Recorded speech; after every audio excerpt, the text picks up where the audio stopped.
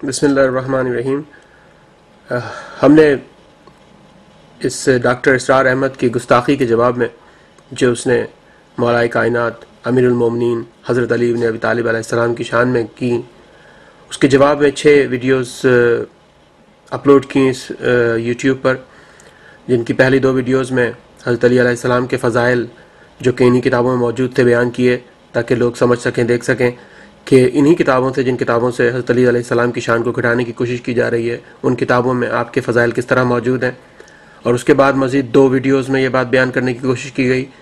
کہ انہی کتابوں میں، جن کتابوں کا سہارا لے کر اس وقت رسول اللہ صلی اللہ علیہ وسلم کی اہل پر، آپ کی اہل بیت پر کس انداز سے کیچڑ اچھالی جا رہی ہے، بتا سکیں ہم لوگوں کو کہ ان کتابوں میں اور مزید کیا کیا خرافات موجود ہیں۔ اور اب اگر یہ بات یہ سمجھتے ہیں کہ یہ سب کچھ ٹھیک ہے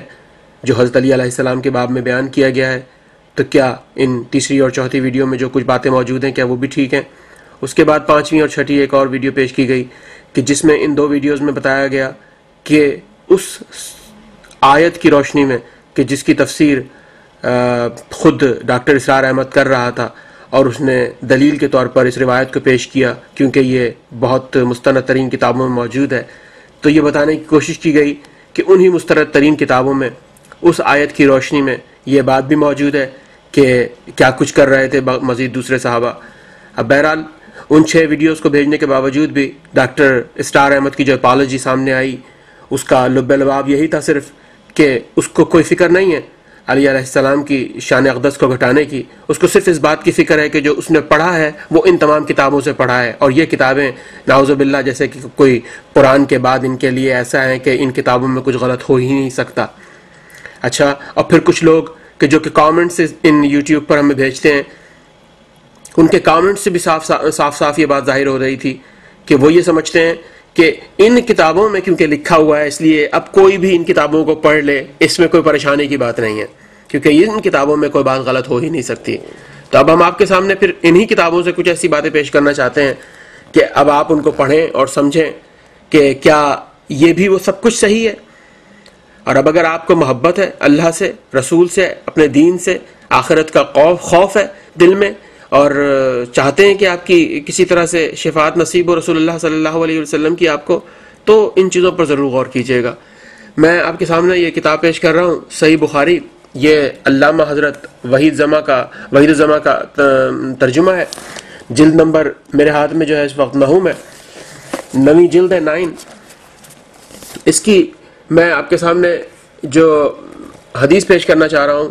یہ صحیح بخاری پارہ نمبر 29 ہے، صفحہ نمبر 171 ہے، کتاب الفتن ہے۔ باب کوئی شخص لوگوں کے سامنے ایک بات کہے پھر ان کے پاس سے نکل کر دوسری بات کہنے لگے تو یہ دغا بازی ہے۔ ہم سے سلیمان بن حرب نے بیان کیا، کہا ہم سے حماد بن زید نے، انہوں نے ایوب سے، انہوں نے نافع سے، انہوں نے کہا جب مدینے والوں نے یزید کی بیعت توڑ ڈالی تو عبداللہ بن عمر نے اپنے گھر والوں، لونڈی، غلام، اولاد وغیرہ کو جمع کیا اور کہنے لگے میں نے آن حضرت صلی اللہ علیہ وآلہ وسلم سے سنا ہے، آپ فرماتے تھے ہر دغاباز کے لیے قیامت کے دن ایک جھنڈا کھڑا کیا جائے گا۔ دیکھو ہم تو اس شخص یزید سے اللہ اور اس کے رسول کے حکم کے موافق بیعت کر چکے ہیں، اب میں اس سے بڑھ کر کوئی دغا بازی نہیں سمجھتا کہ اللہ اور اس کے حکم کے موافق ایک شخص سے بیعت کی جائے، پھر بیعت کو توڑ کر اس سے لڑنے کا سامان کیا جائے۔ اور دیکھو مدینے والوں، تم میں سے جو کوئی یزید کی بیعت توڑ کر دوسرے کسی سے بیعت کرے تو اس میں اور مجھ میں کوئی تعلق نہیں رہا، میں اس سے الگ ہوں۔ اب آئیے اس کی تفسیر۔ جو یہاں پر بات لکھنے کے لیے انہوں نے لکھی کہ عبداللہ بن عمر نے کہا تھا کہ میں اس کو دغا بازی نہیں سمجھتا، اس کو میں بہت زیادہ دغا بازی سمجھتا ہوں کہ اگر میں یزید کی بیعت کو توڑ دوں، تو اس پر یہ لکھا ہے کہ ہوا یہ تھا کہ پہل مدینے والوں نے یزید کو اچھا سمجھ کر اس سے بیعت کر لی تھی، پھر لوگوں کو اس کے دریافت حال کے لیے بھجوایا تو معلوم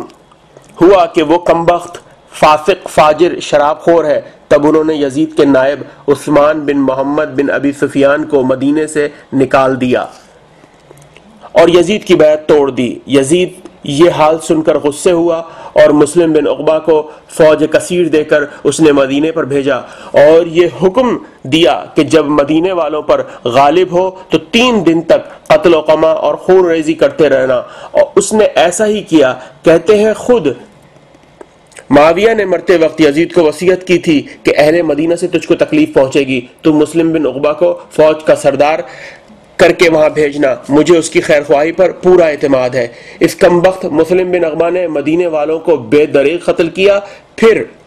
ان سے فارغ ہو کر مکے کو چلا عبداللہ بن زبیر سے لڑنے کے لیے، لیکن رستے میں ہی فی النار ہوا۔ لطف تو یہ ہے کہ یہ مسلم بن عقبہ مرتے وقت کہنے لگا، یا اللہ، میں نے کوئی نیکی اس سے زیادہ نہیں کی ہے کہ مدینے والوں کو قتل کیا، ان کا مال و اسباب لوٹا، لعنت اللہ علیہ۔ اب اس کے بعد یہ معاویہ کی جو یزید کی بیعت ہوئی، اس میں معاویہ کی کوششوں کے بارے میں لکھتے ہیں، عبداللہ بن عمر کو معاویہ نے 2 لاکھ روپے بھیج کر یہ خواہش کی تھی کہ وہ ان کی زندگی ہی میں یزید ان کے صاحبزادے سے بیعت کر لیں گے، مگر عبداللہ نے کہا کہ شاید معاویہ مجھ سے 2 لاکھ روپے کے عوض یہ چاہتے ہیں تو کیسے ہو سکتا ہے میں اپنے دین کو ایسے سستے داموں میں بیچ ڈالوں؟ شریعت کی روح سے 2 امیروں سے ایک دم بیعت نہیں ہو سکتی۔ خیر، جب معاویہ مر گئے تو عبداللہ بن عمر نے ان کے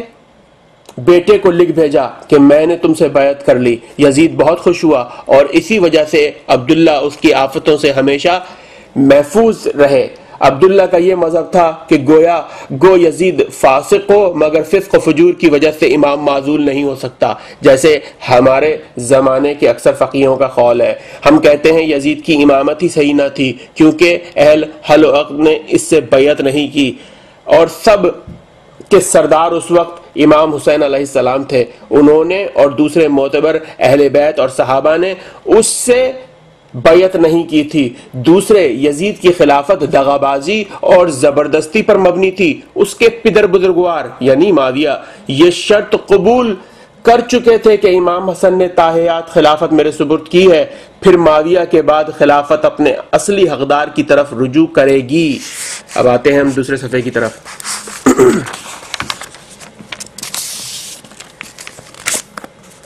پارہ نمبر 29، ایک صفحہ نمبر 171، کتاب الفتن۔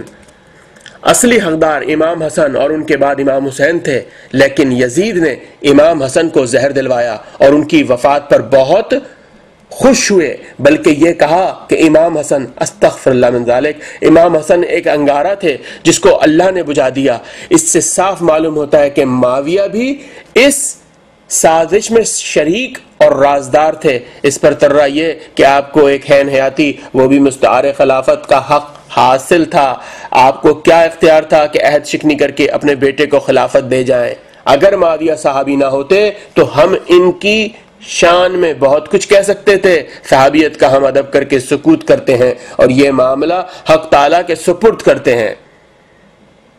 اب آپ خود سوچئے کہ یہ یزید اور اس کے والد معاویہ کی شان اس بخاری شریف سے بیان کی گئی ہے۔